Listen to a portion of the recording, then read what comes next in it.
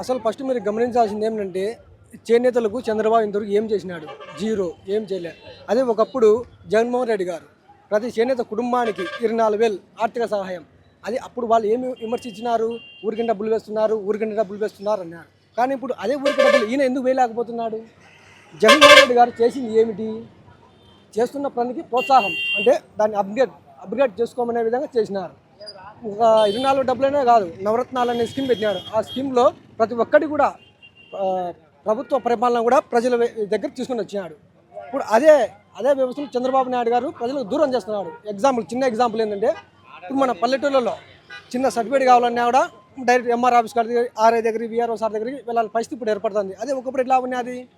Just volunteer వ్యవస్థ ద్వారా సచివాలయం ఇస్తే కన్నా వెంటనే పని అయిపోతా అన్నది. కానీ ఇప్పుడు పరిస్థితి కనపడడం లేదు. ఇప్పుడు పింఛన్లు ప్రతి నెల 31 కానీ 1 కానీ చంద్రబాబు నాయుడు ఏం చేస్తున్నారు?